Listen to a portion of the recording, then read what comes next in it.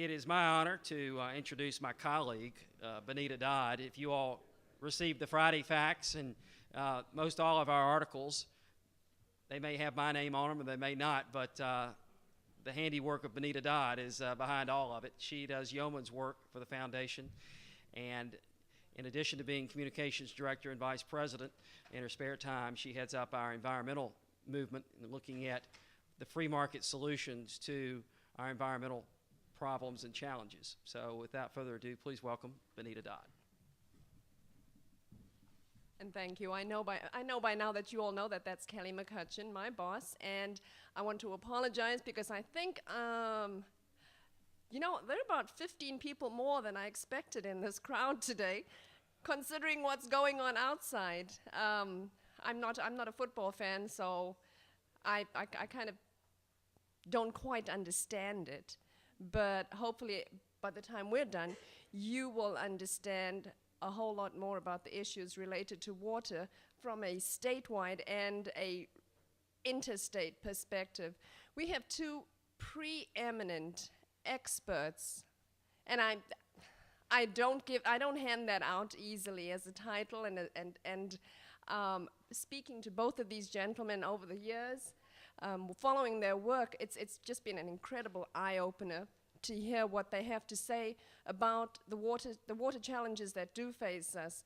Before we start, and before I introduce both of them, I want to remind you, first of all, that we have a whole lot of literature outside, and we really don't want to carry it home with us. Please feel free to take our commentaries, feel free to take our books, feel free to take any of the literature out there. We have tons of pocket constitutions. You know how you need to hand those out to some of your colleagues, I'm sure. But I want to introduce you first to Stephen Woodruff. He's a member of the DNR board, the Department of Natural Resources, and he's an environmental engineer. He has served on the Metropolitan North Georgia Water District. I never get that right. I didn't this time, did I? Water Planning District. Yep. And he's seen this from the bottom up. He's seen the practicality of the issues. We not only have a ruling from Judge Magnuson that is going to bar us in a very short time from using the water from Lake Lanier as a drinking water supply. We have a problem in the state. We have a two Georgias problem. I remember talking to one of your colleagues earlier this year, and you probably could figure out who it is, and he said, I don't care who gets the water. I don't care if it goes to Savannah. I don't care if it goes to Augusta. I don't care if it goes to Macon, and I don't care if it goes to Columbus. I just don't want it to go to Atlanta. And this is one of the challenges that we face, not only in the legislature, but across the state, where it's this blame game between the rest of the state and Atlanta over who's using the water. We have that. We have a problem with the environmental zealots in the state who basically don't want you to flush your toilet. And we have our neighbors who basically don't want you to flourish and thrive as an economy. So these are all the issues that we face as we try to solve our own water challenges. Before we even knew about the problem of Lake Lanier from a litigation aspect, we already knew that we were going to run out of water. At some stage, we needed to add capacity. So with all these challenges, we have to look at it from an intrastate and an interstate perspective, and not just litigating, but from a cooperative aspect as well. So I'm going to start by asking Stephen to talk to us a little about the challenges on a regional basis and the practical issues that he's seen. I'd like you to welcome Stephen Woodruff.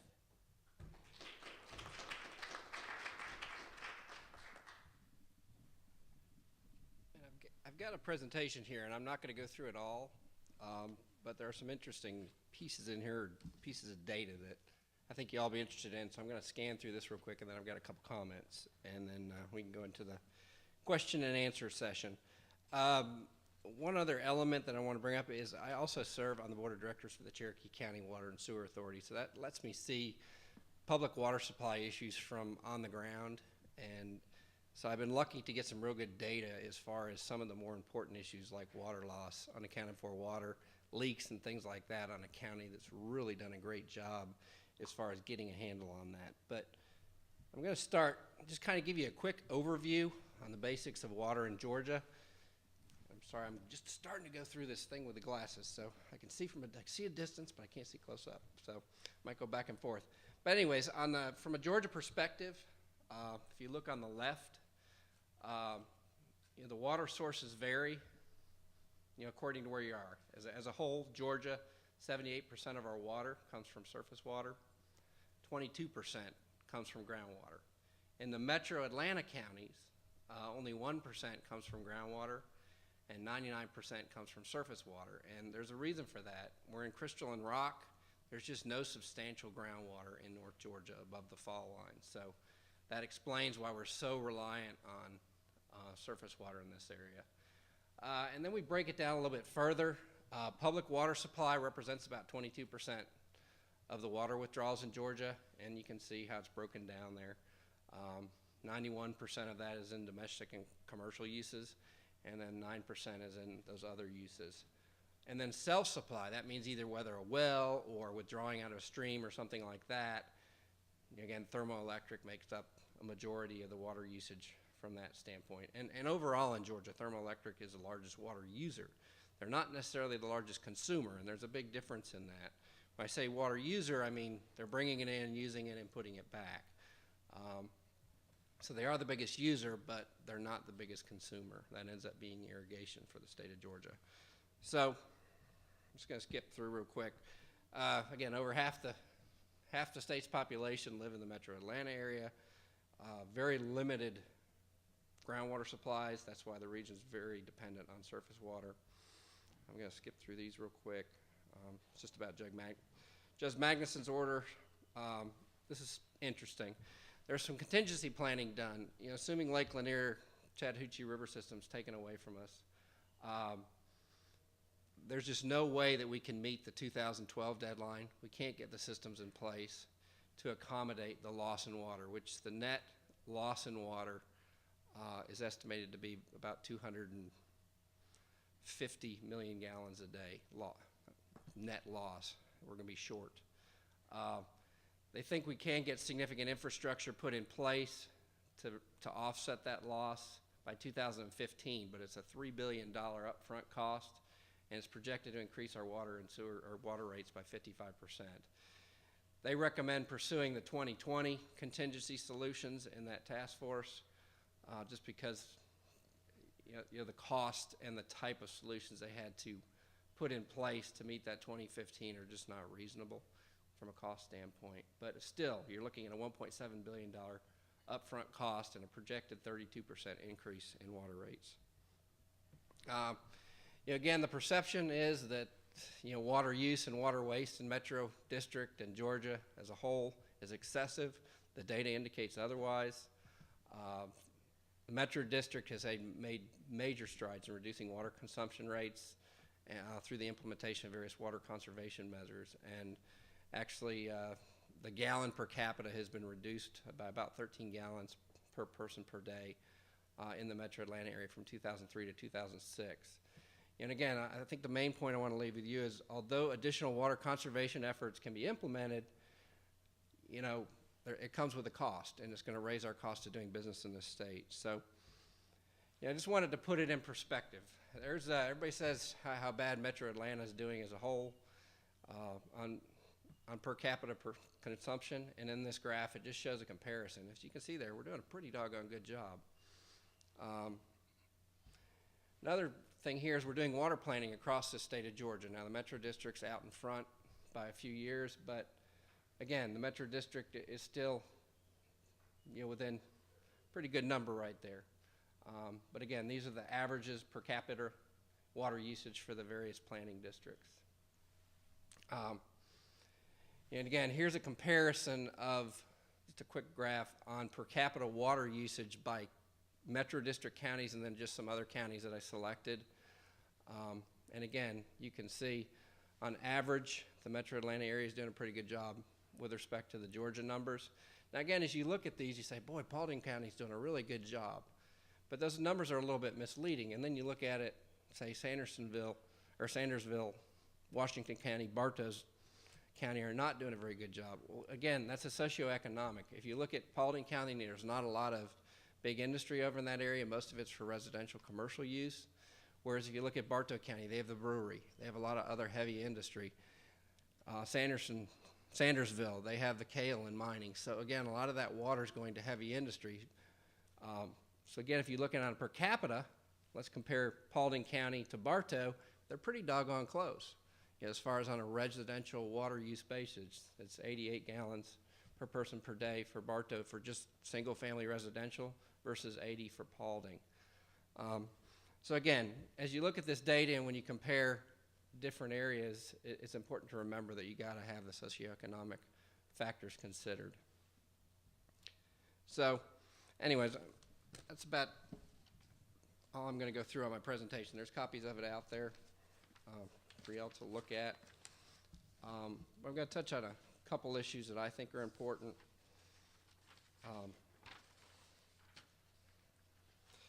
In general, Lake Lanier and the Chattahoochee River are the best and most cost-effective sources for water supply in the Metro Water District.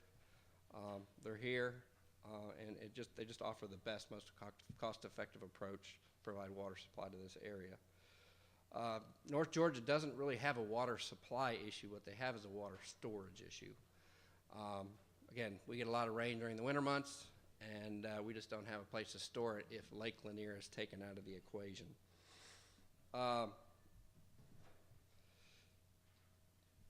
In conjunction with the contingency planning, we need to continue to pursue, all the legal and legislative measures we can.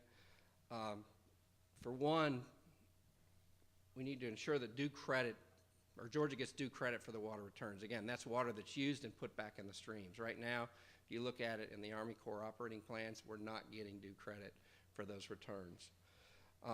Two, we need to assert Georgia's primacy over its own water. Again, the judge's ruling did not say, Georgia, you can't use your water. What it said is you can't use Lake Lanier to provide water supply. It was not one of the primary intended purposes, but it is our water. This issue impacts the entire state, not only the greater Atlanta area, but all of Georgia. We're all in this boat together. What hurts Atlanta hurts Georgia. What hurts the rest of Georgia hurts Atlanta. So again, that's an important thing to remember. And again, like I said, the Georgia metro Atlanta area have made significant strides in reducing water usage rate. And that's through legislation, through the Georgia Water Stewardship Act that was passed last year. That's going to make a huge difference as far as conservation and water planning. Development of a comprehensive statewide water management plan has been completed. Development and implementation of water management plans in the Metro District, those have already been done. We're on our second round. The regional water planning that's now going on outside the Metro District, those are going to dramatically help, again, identify what the water resources are and identify and implement measures for water conservation down the road, as well as development of the water conservation implementation plan, which has been important. Again, that focuses on implementing procedures, policies, whatever you want to call it, for water conservation. The most important thing I want to leave to legislators is leave all options on the table. We don't want to foreclose on Georgia's economic future by eliminating any reasonable alternative, and that includes interbasin transfers. In certain cases, they're going to be necessary. Economic prosperity brings enhanced protection of natural resources, and we don't want to kill the goose that laid the golden egg. If we put in such onerous requirements as far as water conservation, water reuse, that damage our industries, again, it's going to hurt our economy, and environmental and natural resource protections are going to suffer. And then lastly, and most importantly, let the science and the data lead our decisions rather than politics and emotions. And I can't stress that enough.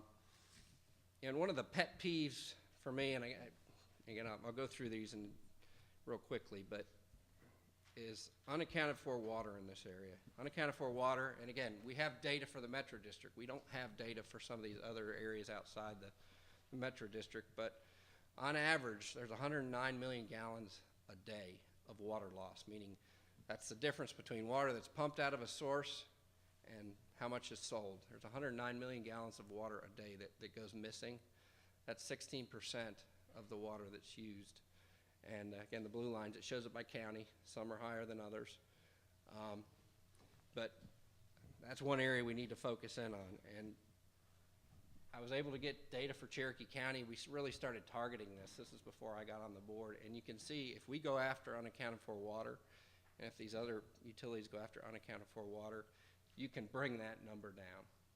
So that's my last point I want to make. But you can see, again, the AWWA average or recommended goal is a 10% unaccounted for water. You can see Cherokee's operating well below that. And again, it's just a concerted effort of going after it and staying on top of it. So, thank you.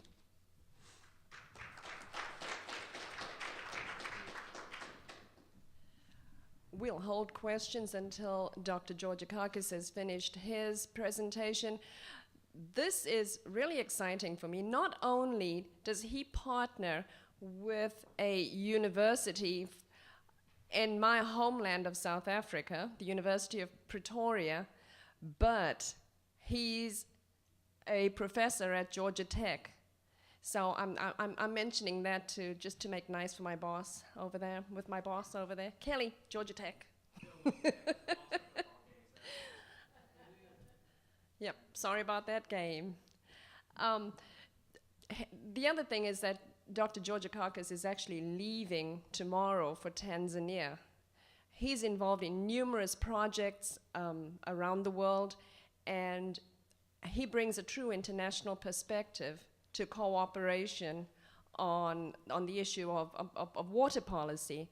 We're very excited about having him here. He has also worked closely with the governor's office during the water wars, which you know have been going on for a long time. So he has a lot of experience, and he can share some of that with us.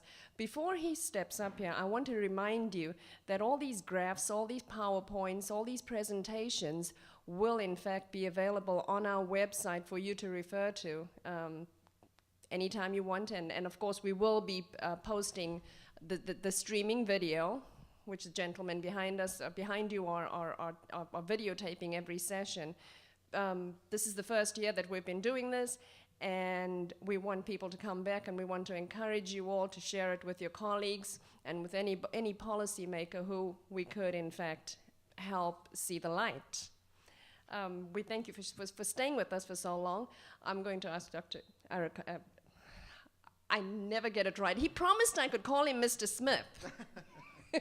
Thank you, Aris. Thank you, Benita, very much. Let me just update my presentation here.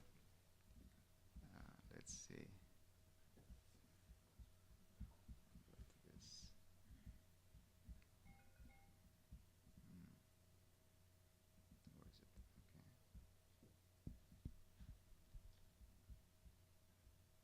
Sorry for this.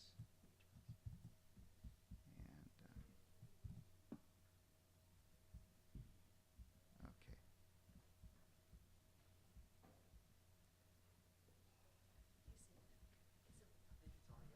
Yeah, I updated because I wanted to.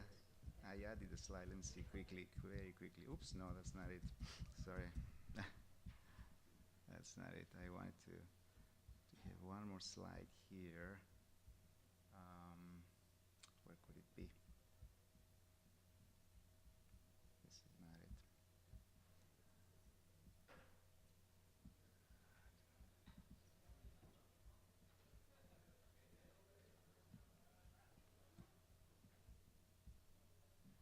Okay, now I should be able to do it. There it is.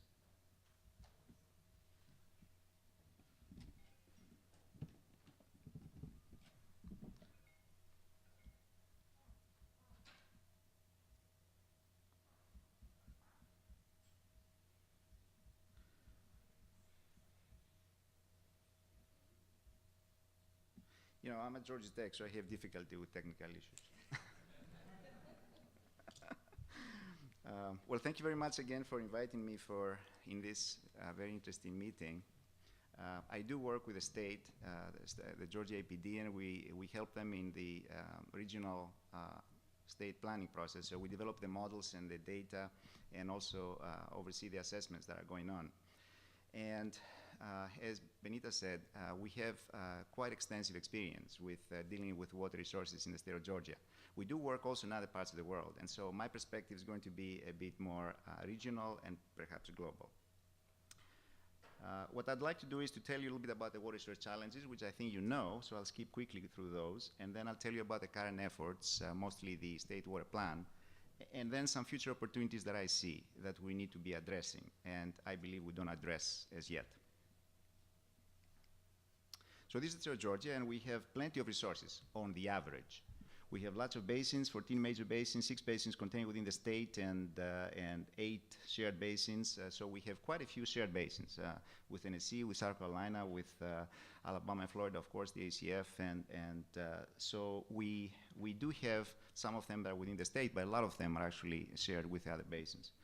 The demand on the other side that has to be met includes varied water resources uses from irrigation, which is the heaviest use, with 2.9 summer gallons per day in the south of Georgia mostly, but also thermoelectric, which is continued throughout the year. It's also very significant in terms of the withdrawals, which is 253 and 290. Sorry. Oops. Here you go. And 219, and municipal industrial coming third, 182 billion gallons per day, and as well as others, hydropower, navigation, recreation, fishing, ecology. So it's really, as Stephen said, and I was very glad he came first because he gave you a very good introduction of what I wanted to expand on. So it's really the context within the Georgia economy operates, and so we need to do a good stewardship of this resource for our future. And the challenges that we all know about have to do with population increase, very rapid population increase, and you see here the rapid increase of the population that we have been experiencing, especially in the northern part of the state. We're about 10 million people right now, and we're expecting another million if the projections hold right over the next 10, 15 years. Which means increased demand for our urban areas as well as some of the irrigated areas. So here you see some of the latest projections about the Atlanta water demand. We have solutions up to about 2020, I guess, or 2012. And beyond that, though, we need to start thinking about how to augment the supply to make sure that there is enough water for Atlanta. There's various options that exist, but the one that Stephen mentioned, and I'm going to make a point about, is that Lake Lanier is the key is the least expensive option, I also believe, for addressing the water supply for Atlanta and also for the ACF basin. At the same time, we cannot look at these water resources issues in a fragmented way. It's not about urban areas, and it's not about irrigation and agriculture areas in a separate way. We have to look at it in an integrated manner. And that's because it's the same resource that has to be utilized to meet every stakeholder uses. So here you see the expansion of irrigated lands over the last 30, 40 years. Back in the 1970s, in the south of Georgia, we only had 200,000 acres of irrigated land. Right now, we're coming close to about 1.5 million acres of irrigated land. And this, of course, means that there's a lot of water supply that's necessary to irrigate the cotton, peanut, and corn fields, which actually produce and put our state at the top of the agricultural production in the nation. So it's very important for the economy, and so it's an important water use. The water comes from 6% from groundwater for irrigation, and also 40% from surface water. So the same water that actually flows in the Chattahoochee eventually is used by the farmers down below to irrigate their farms. And the same water also goes into Florida and the Apalachicola Bay to sustain the ecology and the fisheries and the economy there. So this connectivity is what we have to address. That's why I say we cannot just look at the urban areas alone or the irrigation or the ecology and the environment alone. The situation has come to the point that we're now in a critical condition where the interdependence of the water uses forces us to look at this in an integrated way. So, and that's the importance of the State Water Plan, which I think I cannot say enough about as a framework for proactive planning. The problem we have is that, as I said, on the average, we have enough water. There's a lot of water that comes as rainfall in the southeast US.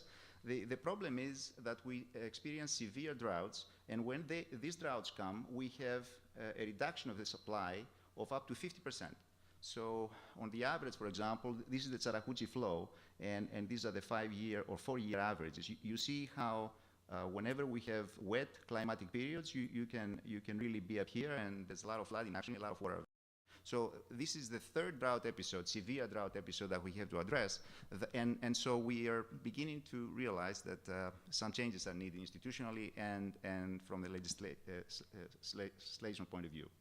So there are conflicts between federal laws and state priorities. And sometimes these conflicts, for example, the Endangered Species Act, are used to try to limit the way we operate and we manage the state resources. I mean, I don't have to tell you about the 2006 situation where Lake Lanier was forced to be releasing an exorbitant amount of water, which was not sustainable by the natural climate and by the drainage basin. And that's why in a matter of 6 months, we depleted the lake. Now, the judge who actually made that ruling, I don't think he realized what the basin can and cannot do. I believe that was a lack of information and specificity that forced them to make his decision. And also it was the fact that some of the agencies and some of the stakeholders were able to get to the legislative process first, forcing this tragedy of the common scenario pretty much. So we have to avoid that. This is the issue we're facing, that it's not about one stakeholder lobbying and pushing to accomplish their own needs. I mean, we just have to look at everybody's needs and see how we can meet everybody's interests. There is, I will talk about this, the Corps of Engineers plans and the authorizations of these projects actually have occurred and have been developed 50 years back. The Corps of Engineers plans, and especially the interim operations plan, needs to be updated. There is a process already, and perhaps this is where you can help, for the updating of the water control plans. I think we have a year before the Corps actually submits the new plans to Congress. I think it is important that we actually have an input to this process. The process as of now is very insular. And so it's the Corps of Engineers who actually looks at the control manuals and develops new control manuals. The problem is that if the same people with the same technology and understanding and capacity look at the same problem, they're going to come up with the same solution. And that's where we have, I think, to try to influence a bit and change and modernize the control plans that the Corps of Engineers is using. I will make the point that this is one of the key issues that we're facing and a challenge we're facing and needs to be changed. For the benefit of the state and also the other stakeholders. There is little coordination. There's progress, but still we need to improve the coordination between the federal, state, and local agencies. And the last drought of the 2006 gave an example of this. We jumped from drought level 2 to drought level 4. And the reason for that was because that we were caught by surprise. We were blindsided.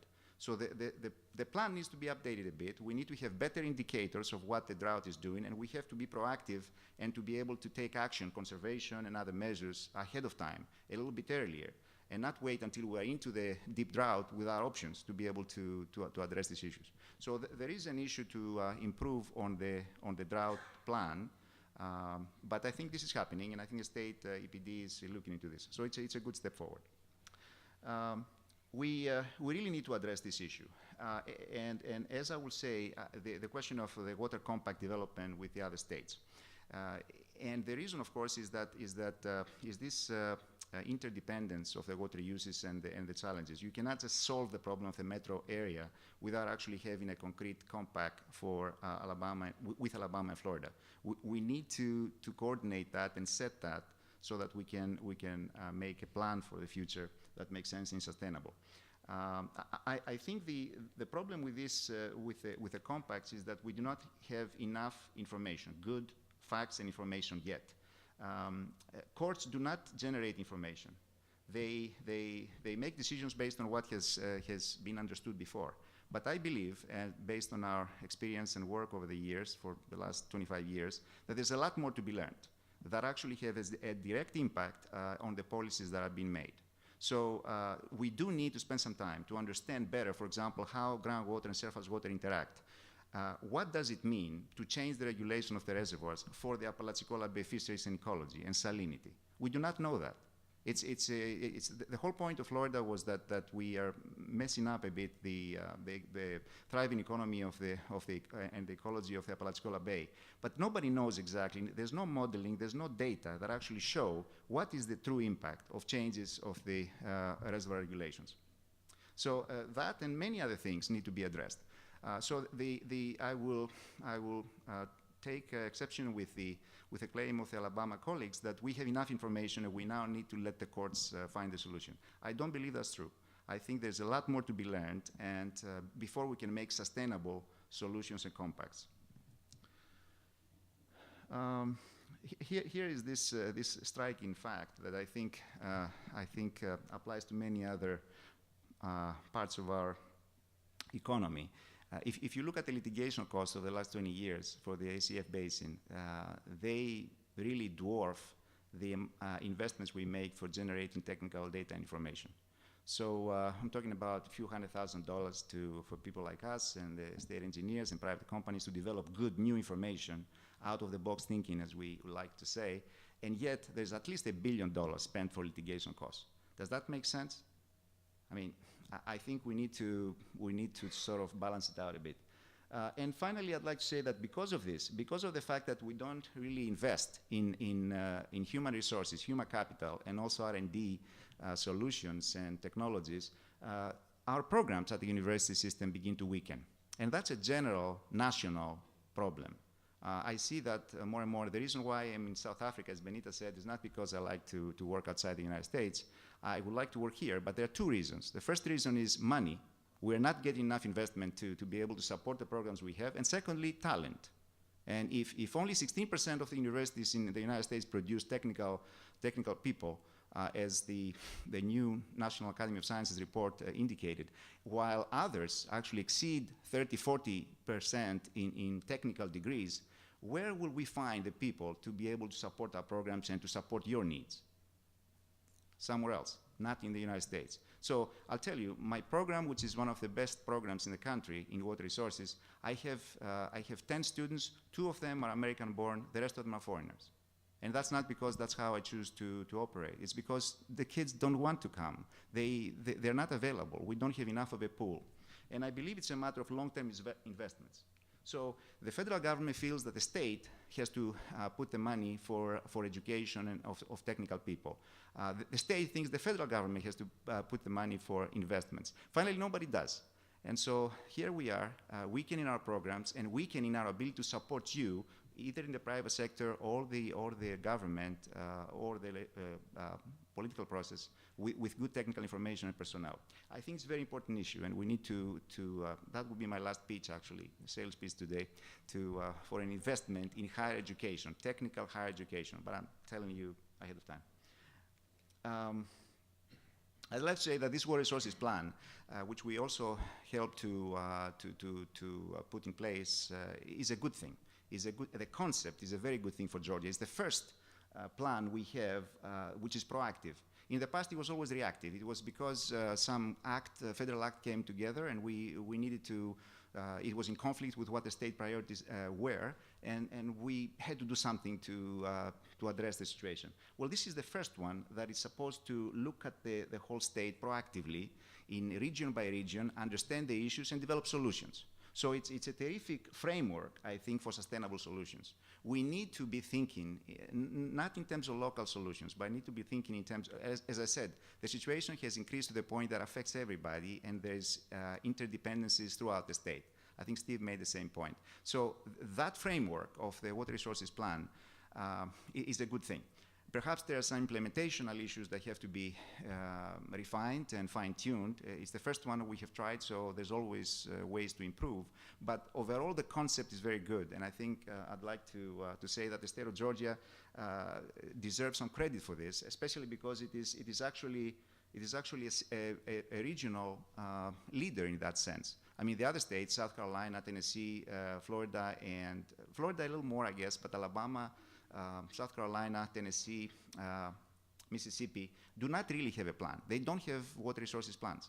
So they're looking at us to see how we're doing this and also learning from this process. So it's a good thing. I think we are really doing something groundbreaking that is going to benefit us in the end. The other thing that the process is doing is this, which was woefully missing before, and that was the participation of the primary stakeholders in this process. Water is something that affects many people, both primary and secondary stakeholders, people that manage the resource or people that are impacted and impact the resource.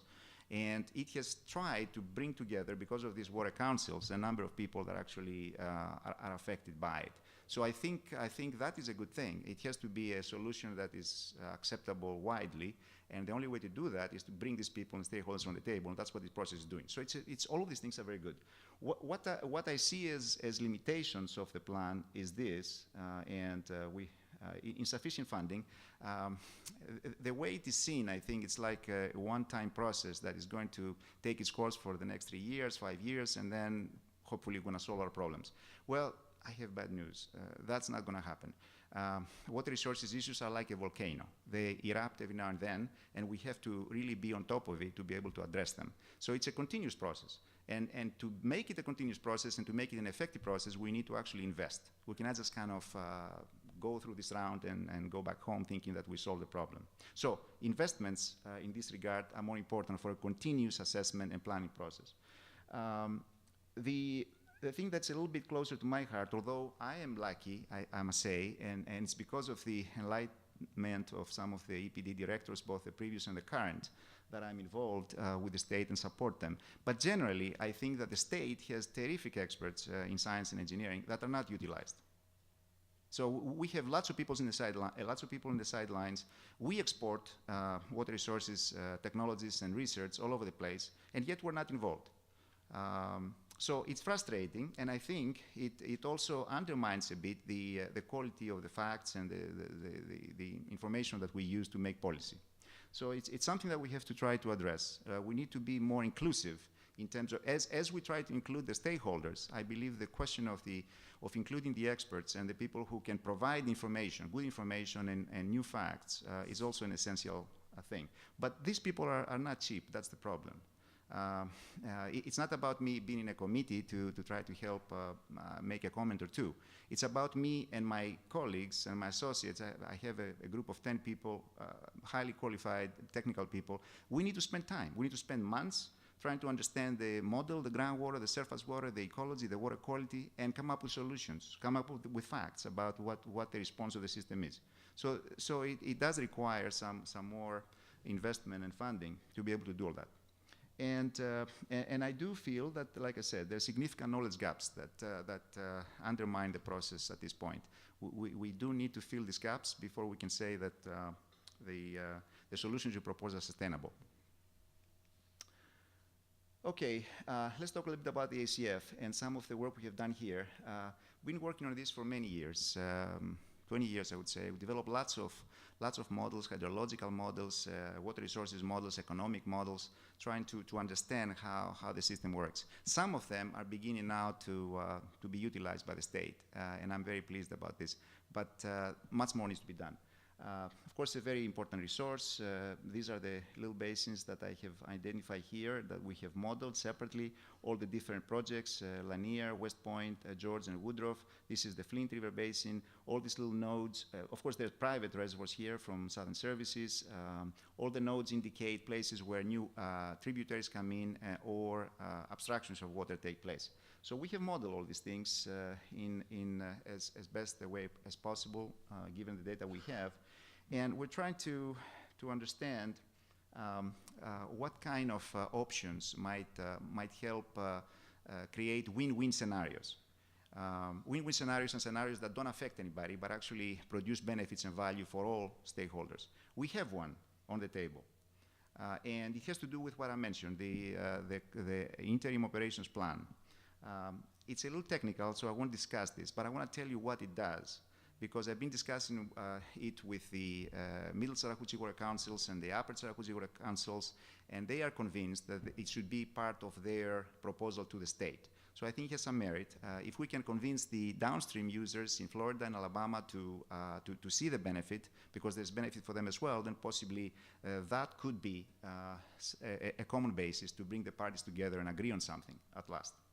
And here I'm showing you one simulation for the historical climate of Lake Lanier. We have this data for all of the reservoirs, but I just want to show you one for Lake Lanier and to tell you why it has the potential to address some of the issues that we're grappling with. So this is from 1939 to 2001, and you have here two lines. One is the IOP, which is the current operational plan of the Corps of Engineers. So that is, if the current operational plan proposed by the Corps of Engineers were to be used, were to be in effect since 1939, and the lake were in effect, existed then, this is what you would have observed given the historical climate. It's this red line, and whenever you see these dips here, you see droughts. These are droughts. This is 1950s, this is the 80s, this is the 98, 2002. I don't have here the most recent drought. But what you see is that the lake, whenever you have severe droughts, it dips down. There are drawdowns. Drawdowns are not good overall. They're not good because they deplete the storage in the lake, and therefore if there's a follow-up drought, you don't have enough water to give to urban and to meet all the demands that we have. The other line, the blue line, is what I call the Georgia Tech Operations Plan, which is a little different. And what it does is that it turns out that if you do the simulations that we have done, it actually keeps all the reservoirs higher by about 10 feet, even in the more severe droughts. So, and the way we have done this is because we looked carefully at the interim operations plan of the Corps of Engineers, and we realized that it just does not provide the opportunity for the lakes to refill quickly after a particular drought. So it is a technical matter, and I have given presentations, lots of them, to various folks, and I can make available to you as well those same presentations. But the truth is that, to me, that doesn't make any sense. The Corps of Engineers has always tried to develop, to manage systems in a way that protect against droughts. Well, that particular plan that has been proposed by the Fish and Wildlife Service, without much consideration and analysis, actually doesn't do that. So it goes against the grain of the Corps of Engineers' philosophy for operating systems. And we have tried to demonstrate this. It doesn't actually protect even the ecology and the fish in the Apalachicola Bay. And here is the verification of this fact. So here what we did was that we took these two, we were able to meet all of the demands, 2007 and 2050 demands, and then we said, okay, let's look now at the flow distribution in the Apalachicola Bay. If the flow distribution of the Apalachicola Bay of the two plants is similar, then our plant does not affect adversely the Floridian interests. Okay, so that's what we have here. These are the more severe droughts of record. The two lines are pretty much identical, or statistically, they're not statistically significantly different. And this is the frequency curve that shows the same thing.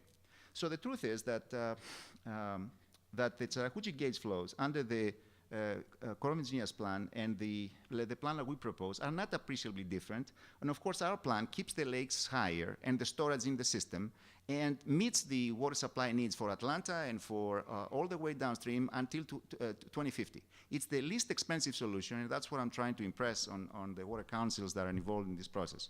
I think we're making headway, and everybody wants to include it into their state proposal. But the truth is that there has to be more people have to be convinced, and eventually could become a basis for some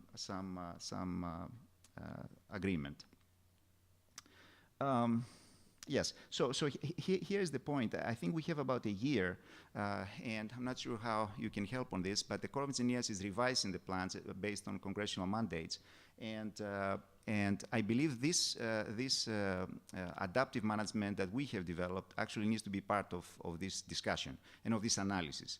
And I wish the process was a bit more open. So that's not just Corps of Engineers people doing Corps of Engineers control manuals, but it's also people like us who have a little more different understanding, let's put it this way, and a bigger suite of models, in fact, for hydrology, for all sorts of things that can help to anticipate what the climate is doing, because that's the main thing in our system. We anticipate what the climate is doing, we predict the flows, and then we manage.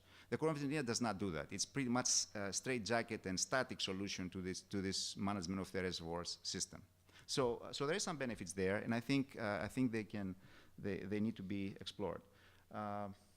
Yes, and down here I'm saying that in addition to this, the question of the drought management has to be better coordinated. As I said, in 2006 it was clear that the federal agencies, state agencies, and local agencies did not actually connect very well together. But I think that's an institutional issue that I think is being addressed. I'll tell you something about climate change. I'm not sure what your views on it are. But one thing about it is that this is not a political issue, it's a scientific issue. So I'll tell you what I have done as a scientist to try to address it.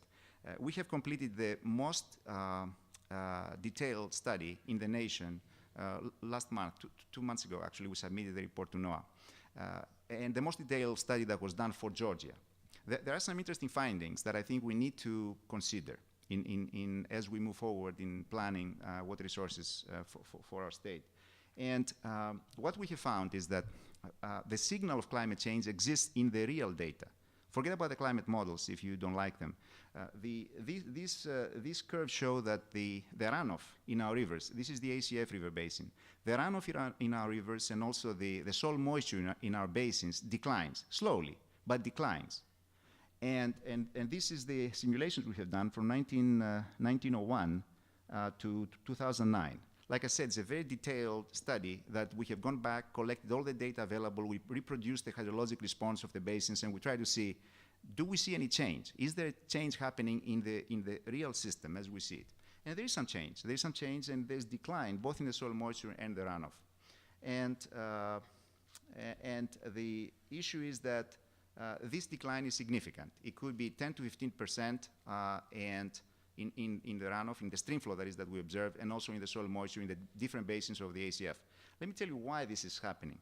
This is why this is happening. It's happening because that's how basins respond. In Beaufort, about 60% of the water that falls as rainfall evapotranspires, so we cannot use it. Only about 40% of the water that actually becomes rainfall is used for, goes to Lake Lanier pretty much, and we can use it for whatever purposes we need. Now, as we go down to the ACF, and as we have a warmer climate, as you go down to Florida, for example, closer to the smaller latitudes, this percentage of evapotranspiration versus runoff increases. So you see here, for example, 60% in Beaufort. Here you have almost 70% for West Point, the West Point Lake basin. The same thing for the corresponding Montezuma, which is on the Flint River side, 73, 74 as you go down in Albany, and 77 for Woodruff Bainbridge. That's what a warmer climate does. It actually abstracts from the basins more water than could be used to become runoff. So that's really the danger and the risk we see in terms of depletion of the runoff and reduction of the runoff over the next, of the coming decades. So I'm almost done. We have done this study for all the ACF again, and there is reason to be concerned. We can look at the demand increases, but we also need to look at the climate changes. And the combination of the two is the one that makes a difference. What we have found, though, on the positive side, is that that GT operational plan that I mentioned that can address the historical climate issues is also very useful as a mitigation measure for the future. And you can, I'll discuss that sometime later, but some other time, but the truth is that managing the system in an adaptive way can also help mitigate the potential climate change impacts. And economically makes sense too. There's an economic assessment we have done also, and it shows about $30 million per year you can actually derive if you change the operations plan and use more adaptive schemes to operate the reservoirs. So the last thing I'd like to say is that All this stuff are a bit complex. That's the problem. We have come to the point that we have water quality, water quantity, we have institutional issues that are actually coming to play, and all of them have to be addressed in an integrated way. So there is knowledge and facts that are needed that are not just simple. We just need to have a programmatic investment in generating knowledge and information and human resources. Because really, it's this process that we need to enhance and make sure that we create sustainable policies. It's data, tools, information, knowledge, people, institutional processes, and then science, science-driven policies. And so I have proposed, and I didn't have any adverse reaction ever for this, but nothing ever happens yet. I have proposed that instead of actually giving a little bit of monies here and there to the different universities and different programs and different groups, let's create a fairly inexpensive but a process whereby we have our universities in a water resources center and have the state agencies and needs drive the process and create the information you all need to make better decisions. We need to do that. That thing doesn't exist. I just happen to be here in Georgia, but if I retire, I think our whole program is going to disappear. That should not be happening this way. I think the information we create is good, and we just need to be part of the process, the university people, and people that have some expertise to contribute. So please consider it, and please look into ways to create a process like this. I think for the long term, that's what's going to make a difference in Georgia. It's the people who understand and invent the solutions and the out-of-the-box thinking. It's not going to happen because 1,000 people think of it at the same time. It's a few people that are going to do it, but they have to exist. So thank you very much again, and I appreciate being here.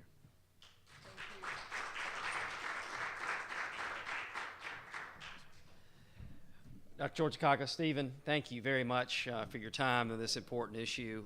We look forward to working with you as we go forward to find some innovative solutions. Unfortunately, we are at our anointed time. We promised everyone we'd be finished. So if you have any questions for the speakers, I'm sure they'll be able to stay over a little bit. We thank you all very much for coming. And like Benita said, don't forget to pick up some materials as you leave, and look for all the materials and the videos on our website at georgiapolicy.org. Thank you very much.